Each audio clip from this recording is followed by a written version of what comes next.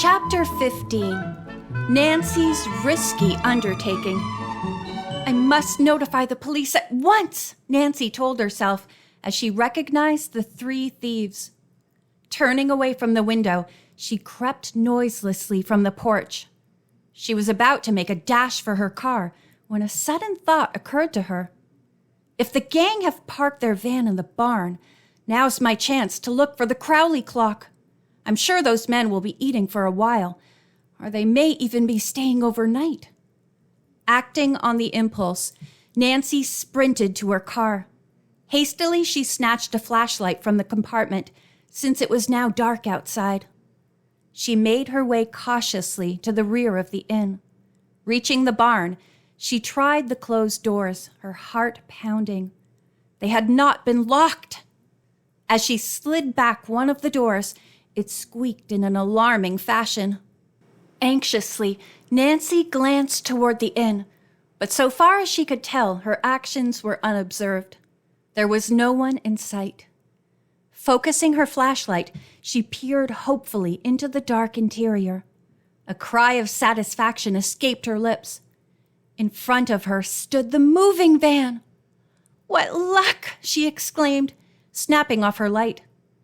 With a last cautious glance in the direction of the inn, she hastily stepped inside and closed the barn door. With it shut, the interior of the barn was pitch dark.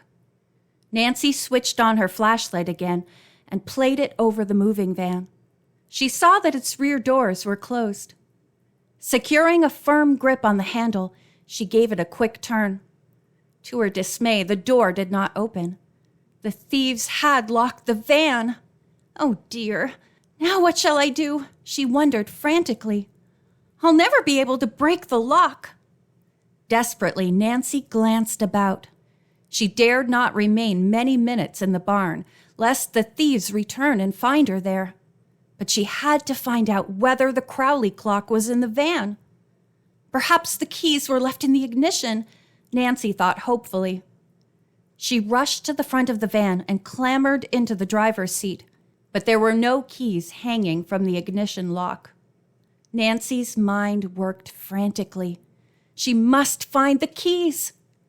Perhaps the men had not taken them into the inn, but had concealed them in the truck. Suddenly she remembered that people sometimes hide automobile keys under the floor mat. It was barely possible that the thieves had done this. Hastily, she pulled up a corner of the mat. Her flashlight revealed a small ring of keys. Luck was with me this time, she murmured, and quickly snatching up the ring, she ran back to the rear of the van. After trying several of the keys, she at last found one which fitted the lock. Turning it, she jerked open the door. Nancy flashed her light about inside the truck. To her joy, she recognized the van's contents as the furniture stolen from the Topham cottage. What will I do if the clock is on the bottom of the load? Nancy wondered as she surveyed the pile of furniture. I'll never find it. Dexterously, she swung herself up into the truck and flashed the light slowly about on chairs, tables, rugs, and boxes. There was no sign of the Crowley clock. Then the beam rested for a moment on an object in a far corner. With a low cry of delight, Nancy saw that her search had been rewarded. Protected by a blanket, an old-fashioned mantel clock rested on top of a table in the very front of the van. The young sleuth scrambled over the pieces of furniture as she tried to reach the clock. Her dress caught on something sharp and tore. Finally, she arrived within arm's reach of the blanket. She grasped it and carefully pulled the clock toward her. One glance at the timepiece assured her that it fitted the description Abby Rowan had given her. It had a square face, and the top was ornamented with a crescent. The Crowley clock at last, Nancy whispered almost unbelievingly. But as she stood staring at it, her keen ears detected the sound of voices. The thieves! I'll be caught, flashed through her mind, and I won't be able to escape a second time. Clutching the blanket and the clock tightly in her arms, Nancy scrambled over the piled-up furniture as she struggled to get out of the truck before it was too late. Reaching the door, she leaped lightly to the floor. She could now hear heavy footsteps coming closer and closer. Nancy shut the truck doors as quickly as possible and searched wildly for the keys. Oh, what did I do with them? She thought frantically. She saw that they had fallen to the floor and snatched them up. Hurriedly inserting the correct key in the lock, she secured the doors. But as Nancy wheeled about, she heard men's angry voices directly outside.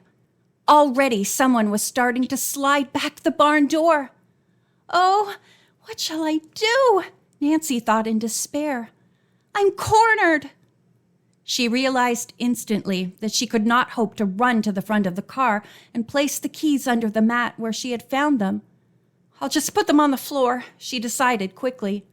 Maybe the men will think they dropped them. Then, glancing frantically about for a hiding place, Nancy saw an empty grain bin. Running to it, still holding the clock, she climbed inside and dropped the blanket over her head just as one of the barn doors slid open. One of the men was speaking loudly. Nancy recognized the voice instantly. It belonged to Sid, the ringleader of the thieves. You had enough to eat, he growled. We're going to get out of here before we have the cops down on our heads. He climbed into the cab and turned on the headlights. Nancy held her breath.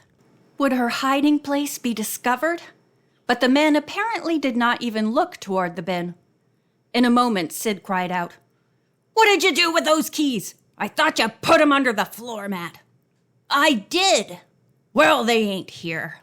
Honest, boss, Then come and find them and don't be all night about it either.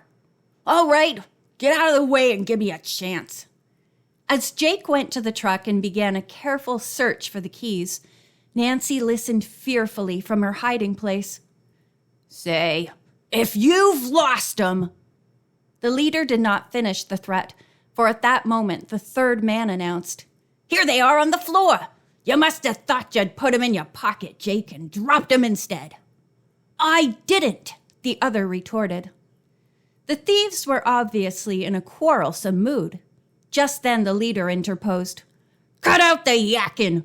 We ain't got no time for a fight unless we want to land behind bars. And if we do, it'll be your fault, Sid Sachs. You left that girl to starve. Shut up, the leader snarled. After a few more angry words, the three thieves climbed into the front seat, and in a moment the engine started. In relief, Nancy heard the men go. The moment they were a safe distance from the barn, she climbed out of the bin. Nancy watched long enough to make certain that the van had taken the road to Garwin. Then, snatching up her flashlight and clutching the precious clock in her arms, she turned and ran. I'd better cut through the woods, she decided. As Nancy darted among the trees, she cast an anxious glance over her shoulder, but to her intense relief, she saw that she was not being followed. There seemed to be no one in the vicinity of the Black Horse Inn. I had a narrow escape that time, the young sleuth told herself as she ran. I hate to think what might have happened if I had been discovered. She clutched the mantel clock more tightly in her arms. But it was worth the risk I took. I found the clock, and maybe the secret of Josiah Crowley's will. Reaching the car, Nancy sprang inside. She took the key from her pocket and inserted it in the ignition lock.